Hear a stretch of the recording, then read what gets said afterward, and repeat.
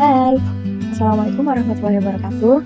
Saya Sera Sendisari. Kali ini saya akan membuat video untuk memenuhi mata kuliah pemrograman web dan materinya yaitu konsep dasar arsitektur dan pengembangan web. Oke, langsung saja. Di sini yang pertama, saya akan menjelaskan ini dulu ya, arsitektur pengembangan web. Jikalau Anda ditawarkan menjadi seorang developer atau programmer, Anda lebih memilih menjadi front-end atau back-end, atau justru memilih full stack? Alasan Anda.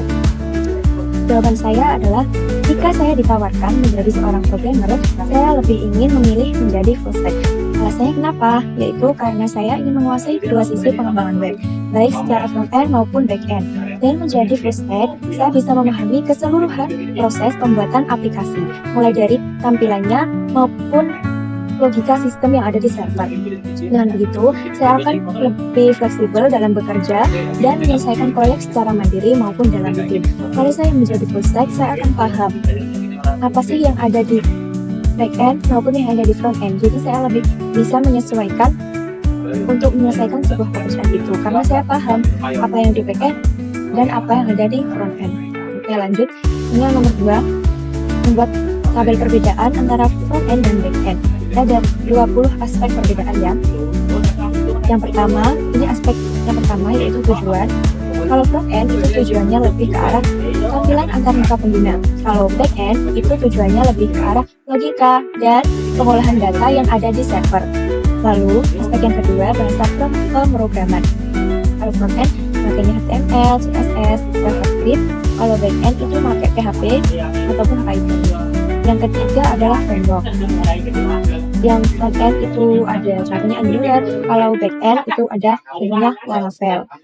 Yang keempat ada aspek fokus. Kalau front-end lebih fokus pada user experience atau UX dan juga desain. Kalau back-end itu lebih fokus pada database-nya.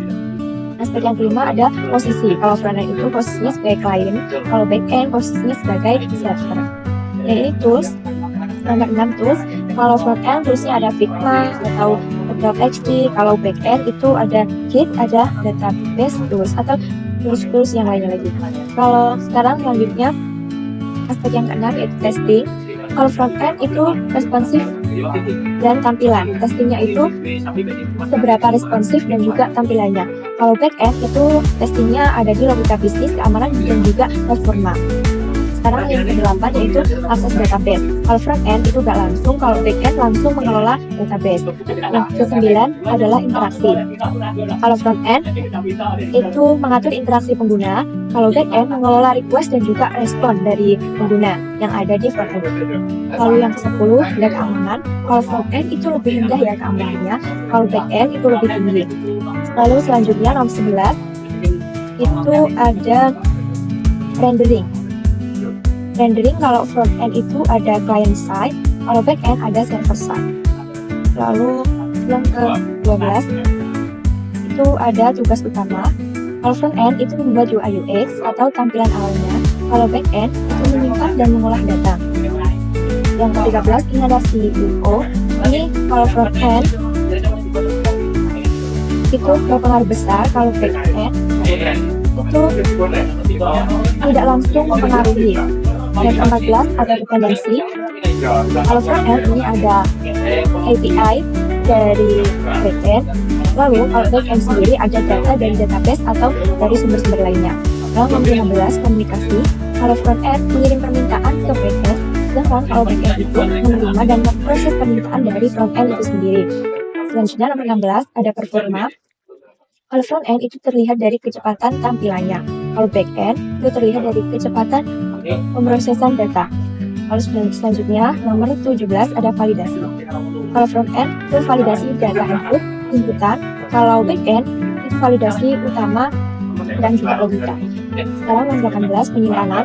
Kalau front-end itu ada session storage, ada local storage. Kalau back-end itu ada database kayak MySQL atau MariaDB. Sekarang nomor 19 ada scalability. Kalau front-end itu scale-nya terbatas, kalau back-end itu cukup tinggi ya.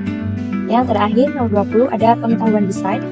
Kalau front end itu sangat dibutuhkan, pengetahuan desain kita sangat dibutuhkan di front end. Kalau back end itu tidak terlalu membutuhkan pengetahuan desain, yang selanjutnya lebih ke logika pemrograman aja.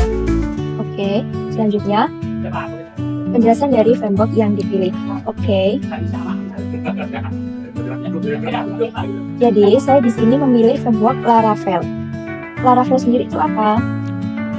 Laravel adalah sebuah kerangka kerja atau framework berbasis PHP yang digunakan untuk mempermudah pengembangan aplikasi web. Laravel dirancang dengan menggunakan pola desain MVC atau Model View Controller yang membantu dalam mengorganisir kode aplikasi menjadi bagian-bagian yang terpisah dengan menggunakan Laravel. Pengembang dapat membangun aplikasi web yang lebih terstruktur, efisien, dan juga mudah untuk dikelola. Jadi, Laravel itu adalah framework yang berbasis PHP, yaitu sifatnya open source, dan juga menggunakan pola Model View Controller atau MVC. Oke, selanjutnya adalah penjelasan langkah-langkah.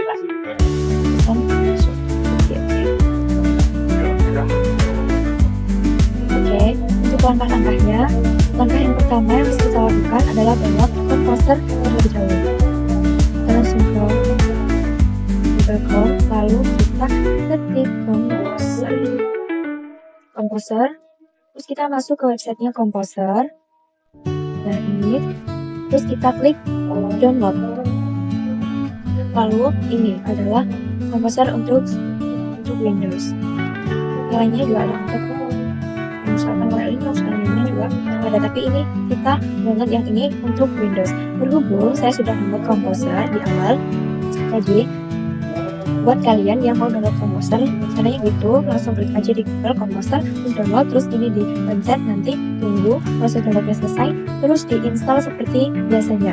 Oke.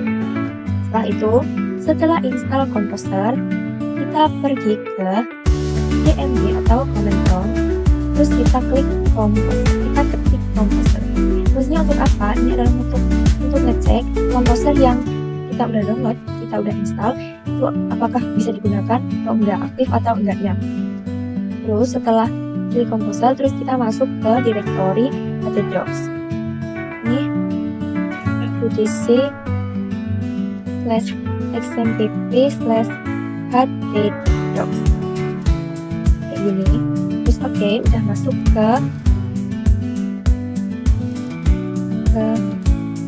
direktorinya htdocs ya. Terus ini saya menggunakan tutorial nih. Oke, langkah yang pertama install Composer. Tadi kan sudah ya install Composer. Terus ini selanjutnya adalah membuat project Laravel 11. Terus kita ketik ini Composer create project. Ini ya, itu.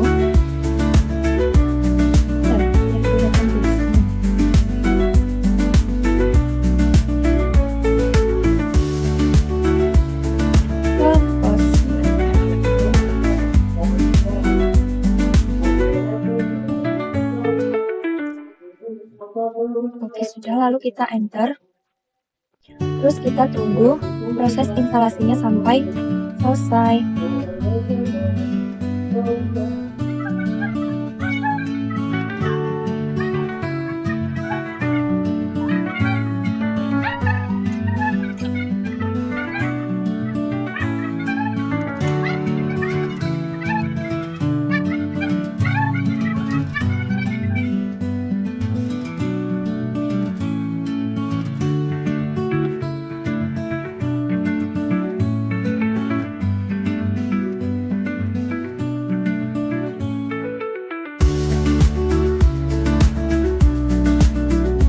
Oke, ini untuk proses instalasi Laravel sebenarnya, dan juga proses buat projectnya sudah selesai ya. Coba lihat di sini apakah ada yang kita baca tadi. Tuh, udah ada kan file Laravel 11. Oke. Terus selanjutnya adalah menjalankan Laravel 11. Itu perintahnya adalah cd Laravel 11.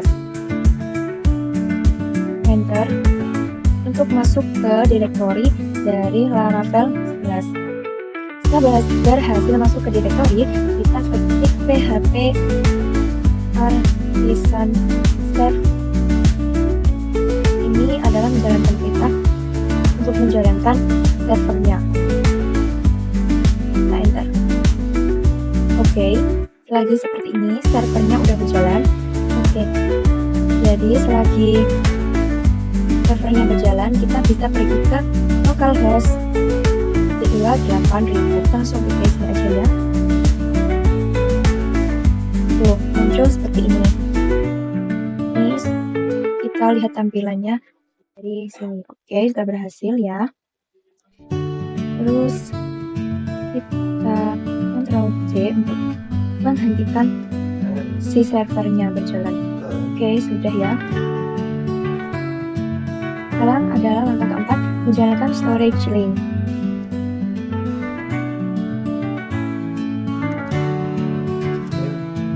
Ini adalah untuk membaca isi dalam folder storage melalui folder public. Ini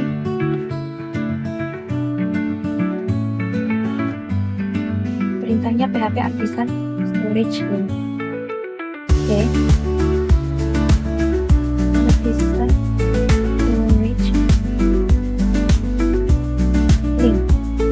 php artisan storage link. Oke. Sudah.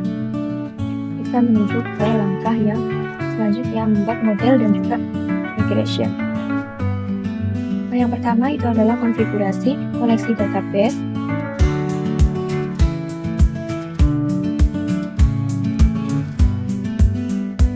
Kita buka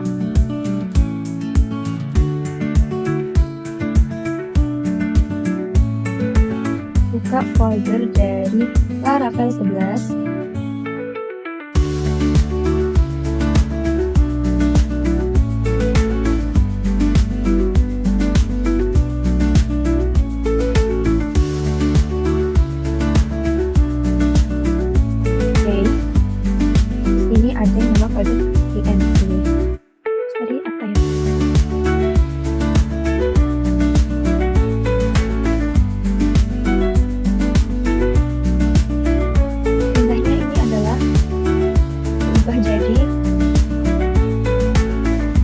Dihilangin, terus ini jadi MySQL dan juga DB password, dan ini ya.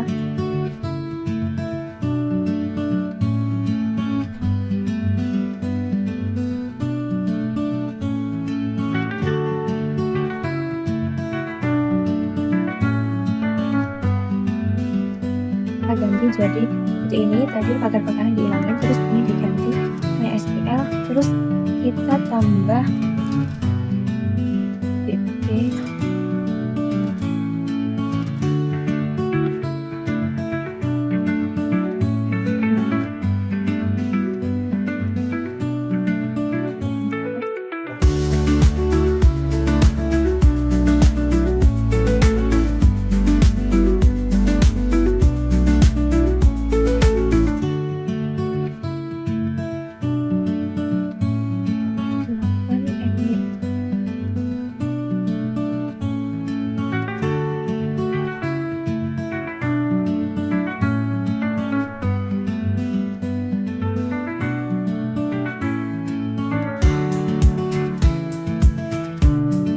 itu kita save. Oke, langkah selanjutnya, jadi di atas itu kita ubah konfigurasi DB connection yang semula menggunakan split menjadi SQL. Kemudian kita tanda pagar, tujuannya agar variabel ini diaktifkan. Kemudian DB database kita upload menggunakan Laravel 11.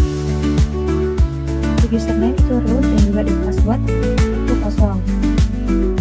Itu langkah kedua, membuat model dan juga migration. Kita kembali ke lagi PHP Artisan Make Model Product M. PHP Artisan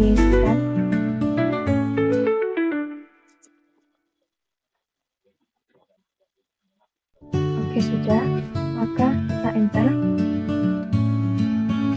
Nah, jika perintah di atas ini berhasil, maka kita akan mendapatkan dua file baru yang berada di dalam folder apps, models, dan juga produk PHP. Ini namanya sesuai dengan tanggal yang kita buat tadi ini. Terus kita buka yang kita sudah saja menambahkan file dan juga kolom di dalam migration. Setelah file migration ini dibuat, maka kita akan menambahkan file atau kolom di dalamnya. Oke, selanjutnya kita langsung buka di Visual Code, ada di database migration, dan ini file yang baru kita dapat tadi. Nah, ini terus diubah kodenya jadi seperti ini di bagian function up. Function up. Ini ya, function up. Terus kita ganti. Ini kita save. Jadi perubahan file di atas itu kita menambahkan 5 field, yaitu file image, title, description, price, dan juga stock. Ini juga bisa disesuaikan sesuai kebutuhan masing-masing. Oke, saya mau seperti ini, tetap seperti ini. Oke, lalu langsung dapat menambahkan press assistant. Ini merupakan property array yang berisi field yang ada dalam table migration. Itu digunakan agar field yang sudah kita tambahkan di dalam migration itu dapat melakukan manipulasi ke dalam database. Kita buka dulu file apps model product PHP, lalu kita ubah kodenya dari seperti ini. Apps model product PHP. Ini ya. Apps model produk PHP, terus kita ganti kodenya jadi kayak gini, seperti ini ya. Terus oke, sudah, terus kita save, jangan lupa di save. Dari kode di atas kita menambahkan properti field table dengan jenis array ini, variable array ini, field table. Ini kita tambahkan ini. Langkah selanjutnya menjalankan proses migrate.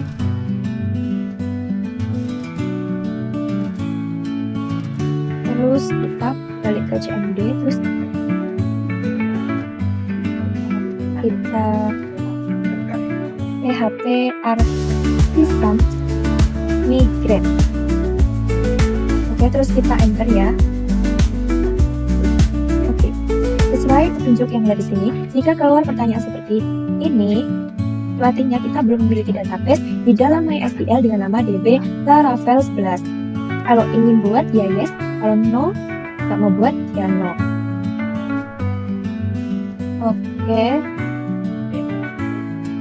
kita belum punya, jadi kita mau buat yes. Kita enter. Oke, dan nggak udah selesai. Mau coba cek ada di sini.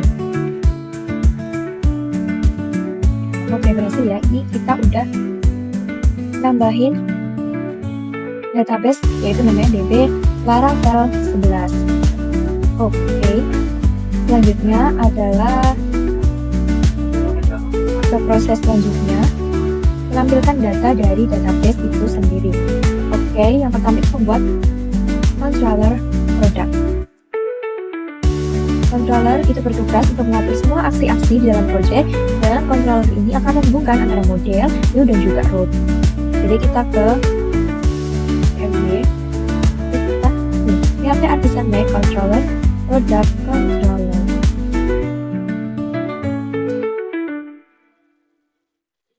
Oke, kita klik ya.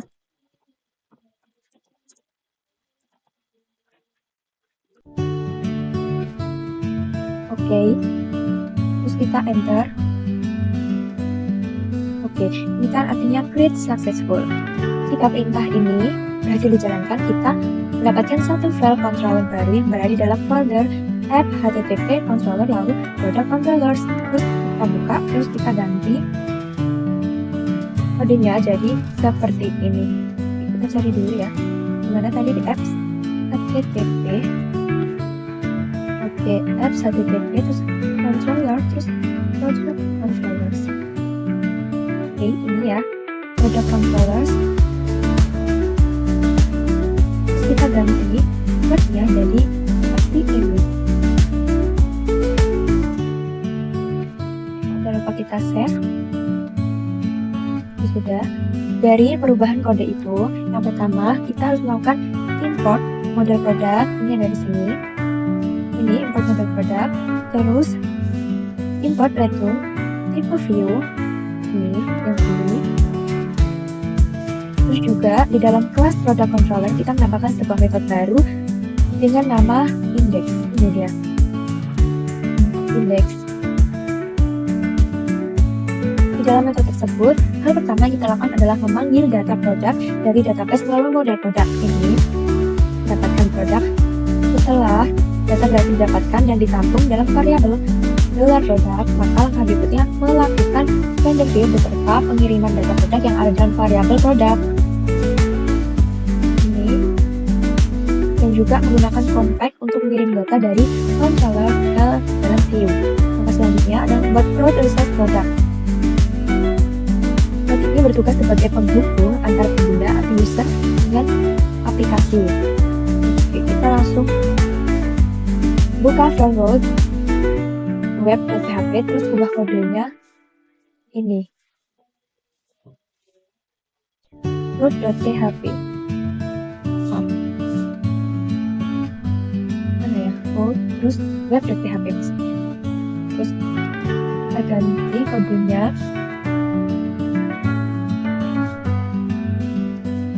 dari kode yang udah diubah itu. Laravel kita secara otomatis akan menghasilkan root yang operasi CRUD seperti ini, get product atau create post product atau delete product. Ini biasanya ini menampilkan produk, menyimpan produk, terus memperbarui produk yang ada, menghapus produk. Untuk memastikan apakah root itu sudah di-generate oleh Laravel itu sendiri, kita harus menjalankan perintah php artisan root C2 list. Oke, kita dari HMD ini kita ketik php artisan root list, terus kita enter. Oke, kalau keluar hasilnya seperti ini, maka itu udah kita berhasil nge-create metode-metode ini. Ini adalah bagian CRUD-nya dari mock Laravel kita. Terus langkah selanjutnya membuat view untuk menampilkan data. Kita buat folder baru dengan nama produk di dalam folder resource view. Oke. Resource view. Kita buat folder baru dengan nama produk.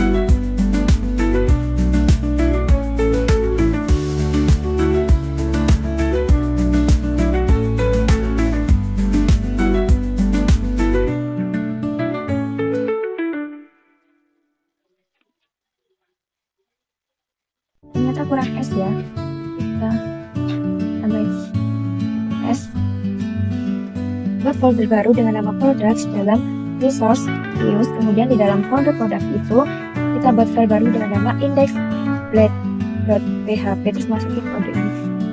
Kita buat file di dalam products ini, kita kasih nama index.php.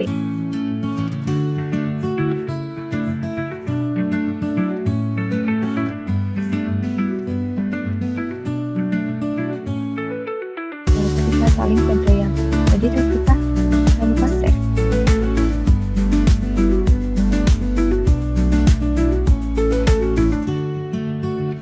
Ini adalah tampilan awalnya dari Laravel kita, tampilan ini kita.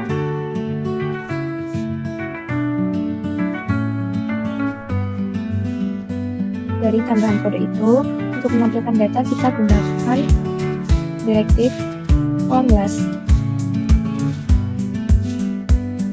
Nah ini formulas untuk menampilkan data. Untuk validation kita memanggilnya dengan dollar products. Klik dan bisa links ini. Kemudian kita tambahkan kondisi untuk memeriksa sebuah session flash yang nantinya difungsikan untuk menampilkan alert atau notifikasi setelah berhasil melakukan proses insert, update, ataupun delete data. Library-nya yang digunakan itu adalah Swift Alert. Ini terus langkah selanjutnya adalah uji coba menampilkan data produk.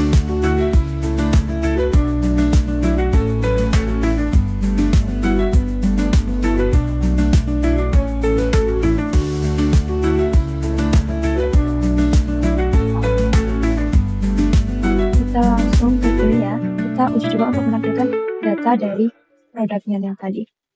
Oh, sorry. Kita belum menjalankan servernya ini. PHP artisan. Oke, terus ini kita klik. Maka akan tampil ini. Data produk yang tersedia. Oke, kita ganti dulu ya. Ini tutorial Laravel 11 untuk pemula ini dari template-nya. Jadi kita ganti dulu.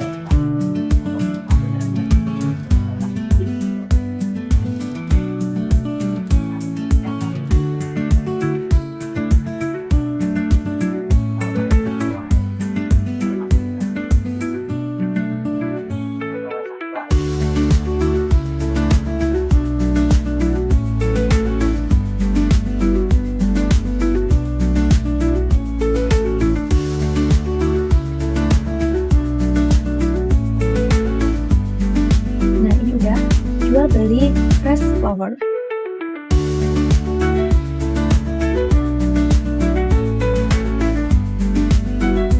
Oh, ini jual beli fresh flower. Kita buat aja buka.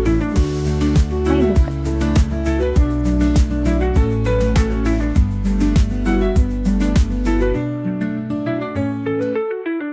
Oke. Ini kita buat tabel untuk jual buket bunga. Oke, langkah selanjutnya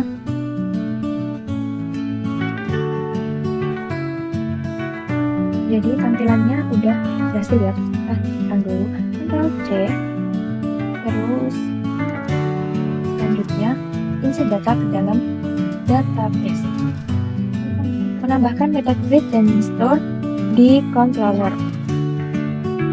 Membuat proses insert data, maka kita harus menambahkan dua metode baru di dalam controller.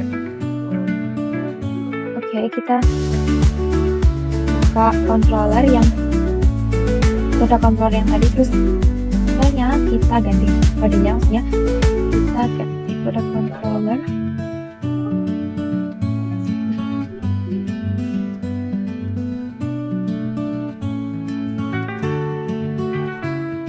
Dari perubahan kode di atas, kita udah import item table redirect response. Kemudian kita import juga HTTP request. Setelah itu, di dalam class product kita akan menambahkan dua metode baru, function create dan juga function store. Dalam metode-metode ini, itu sudah membuat validasi untuk memeriksa apakah data yang dikirim sudah sesuai atau belum. Kodenya itu yang ini, terus dari kode validasi di atas, dasar lengkapnya ini. Image required private PC image. Ini yang nanti akan tampil di saat kita tambahkan produk baru ya. Kita melakukan upload gambar menggunakan metode store as, yaitu kalau kita jadi upload proses insert data dalam database menggunakan model produk.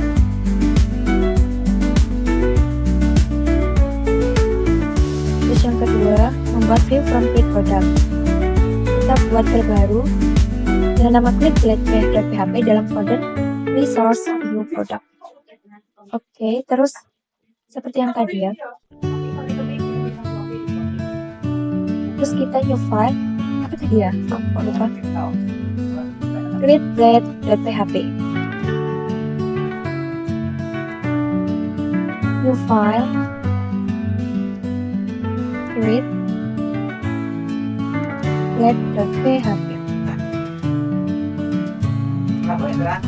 Oke, terus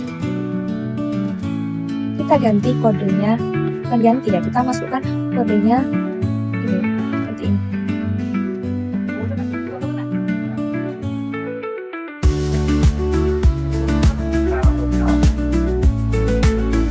Dari kode yang udah kita tambahkan tadi, kita memanggil metode yang bernama store yang berada dalam controller.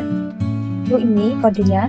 Pada bagian form kita tambahkan atribut encode multipart /from data. Ini tambahkan jika sebuah upload file di dalam formnya. Kemudian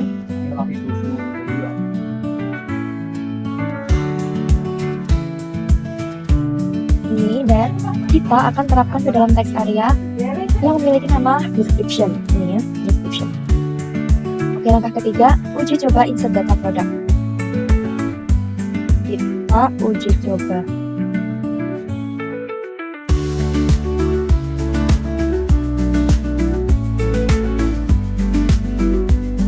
Oke, kenapa tadi susah menentukan ya?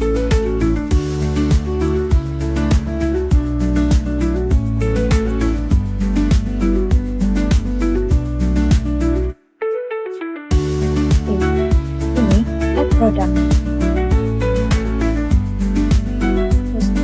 Terus file, terus kita pilih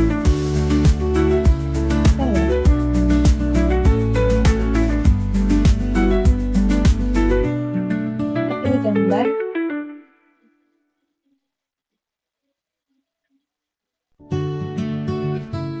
Gambar.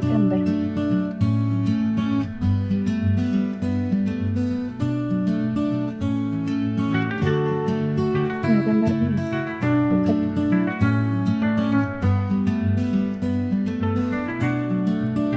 Terus kita kasih.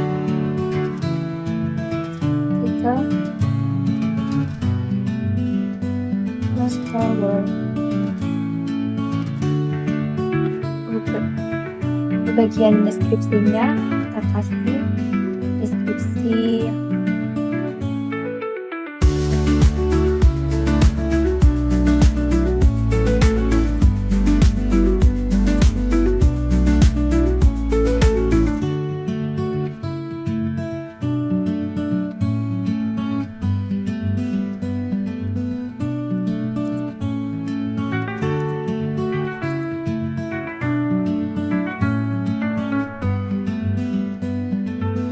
memasukkan price-nya, harganya.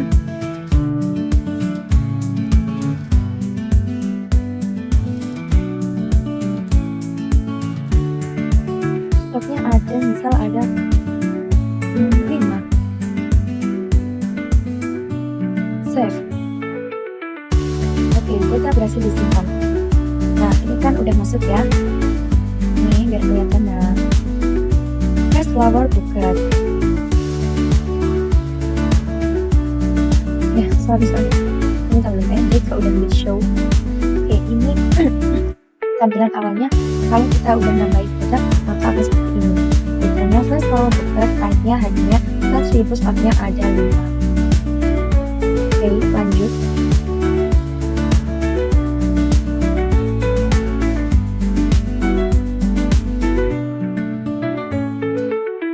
Lanjut ya, ini kita ganti yang controllernya, kita ganti seperti ini. Ini adalah untuk menampilkan produknya atau show produk yang tadi saya pencet. Ternyata belum ya, belum kita on. Ini kita masuk ke produk controller lagi kayak tadi. Sorry.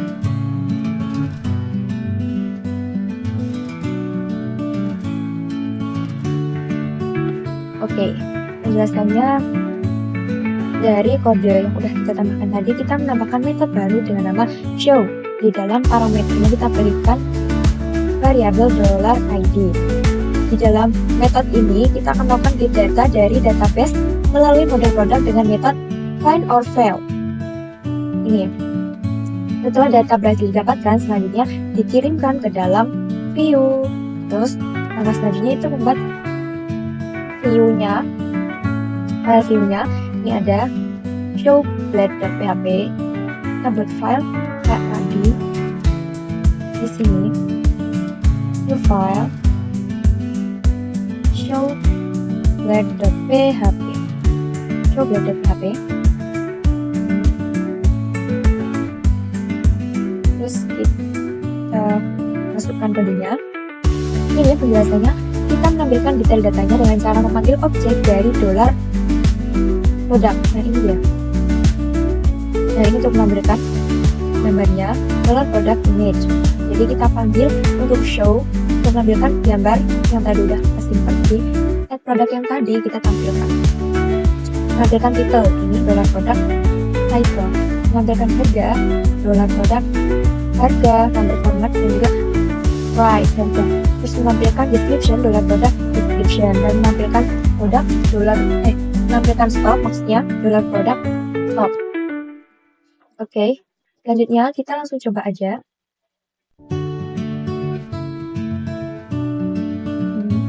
Show, tuh, maka akan tampil. Nah, seperti ini. Tadi kan kita pencet show ini ya. Terus maka tampil begini. Fresh flower bouquet, ini harganya 100.000, bukan bunga yang fresh cocok diberikan kepada orang terkasih. Stoknya ada 5. Ini untuk menampilkan ini detailnya atau show ini ya. Oke, langkah selanjutnya edit dan update data.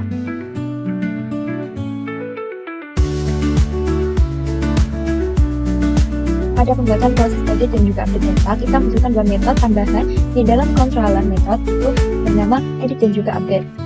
Edit digunakan untuk menampilkan halaman form edit data, dan update digunakan untuk update data ke dalam database dalam melakukan upload gambar. Itu opsional kalau upload gambar. Terus ya kita masuk ke product controller kayak tadi langsung utamanya.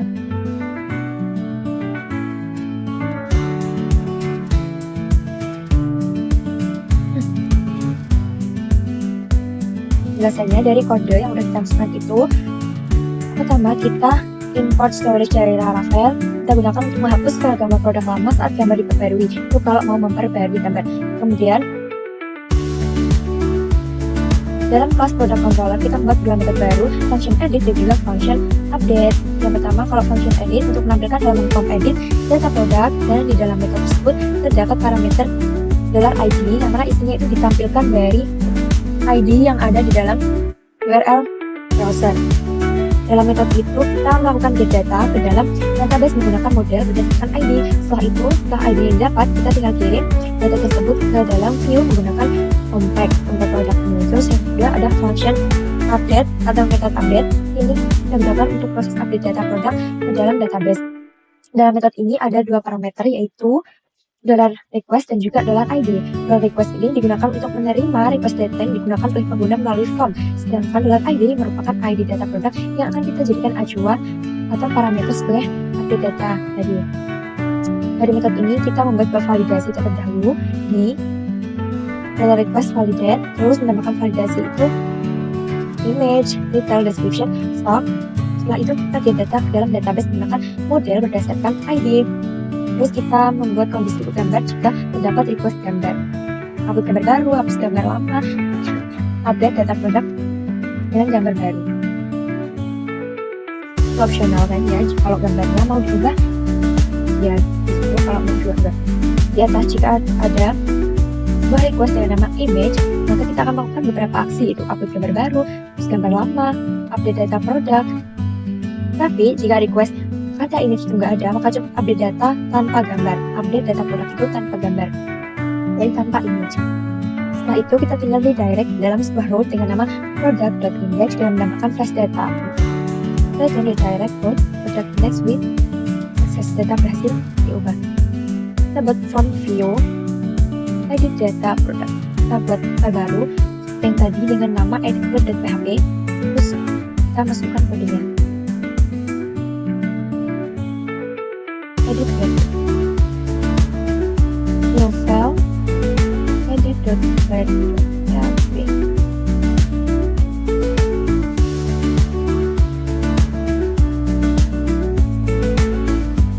Dari kode yang udah kita masukkan tadi, untuk mengisi value, kita panggil objek dari data product dalam helper all, contohnya itu all title product title. Terus kita tambahkan metode put, ini menandakan bahwa form ini adalah form edit data. Terus kita uji coba edit data ya.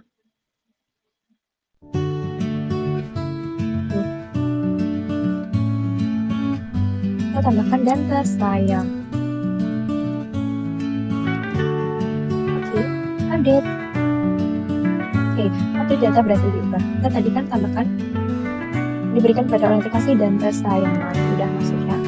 Berarti berhasil untuk proses editnya.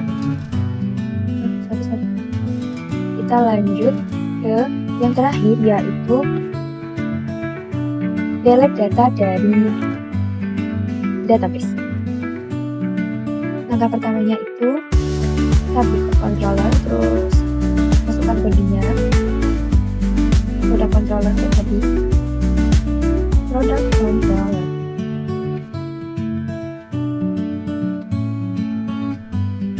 Oke,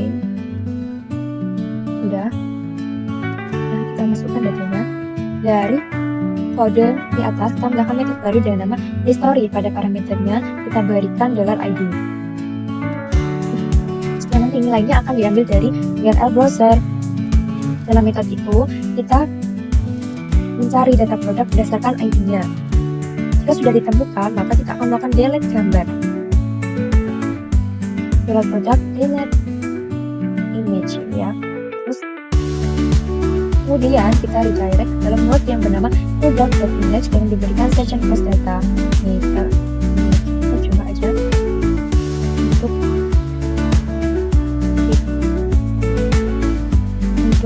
proses delete data. Oke, kita coba hapus ini. Apakah ada yakin untuk hapus? Oke. Nah, data berhasil dihapus, maka tampilannya akan kembali seperti ini. Data produk belum tersedia, karena kita cuma nambahkan satu, terus kita hapus, hilang. Jadi berhasil untuk proses delete data atau hapus data. Coba tambahkan lagi.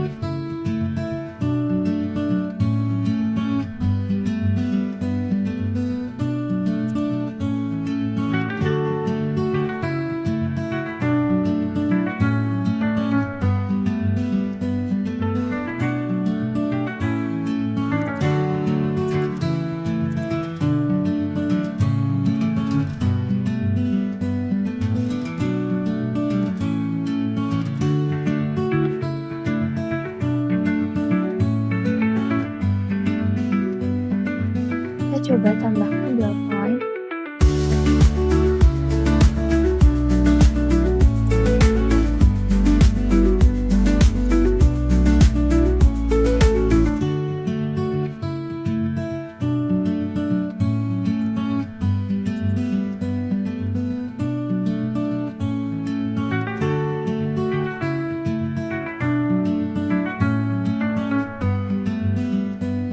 Oke.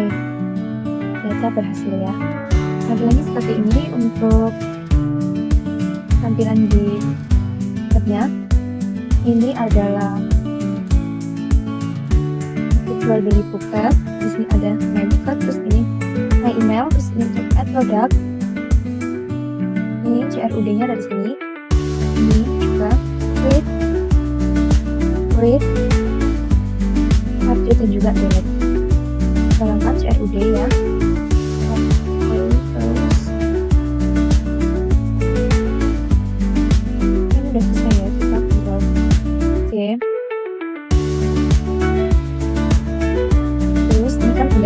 Penjelasan langkah-langkah buat form bukan kalau pilih. Udah, penjelasan shortcutnya. dari awal sampai akhir. Sudah. Terus ciri khas yang dipunyai framework yang dipilih supaya online dan menarik framework yang dipilih. Ciri khas utama. Jadi ciri khas utama dari framework Laravel ini adalah penerapan struktur model view controller atau MVC yang kokoh, sistem object relation mapping bernama Aeroplat, template, plugin, dan juga fitur artisan CLI. Laravel ini dikenal karena kelebihannya seperti dokumentasi lengkap, keamanan terintegrasi, dan juga migrasi database yang mudah. Ciri utamanya yaitu model view controller yang tadi. Jadi kontrolnya itu kokoh dan juga fitur artisan yang tadi kita kayak PHP artisan gitu. Kalau model view controller yang tadi kayak product controller yang kita ubah, yang kita menggunakan itu adalah ciri khas utama dari framework Laravel itu sendiri. Oke, sudah tidak ada lagi ya. Oke, sudah lengkap. Ya, ini untuk tampilan hasilnya seperti ini. Oke,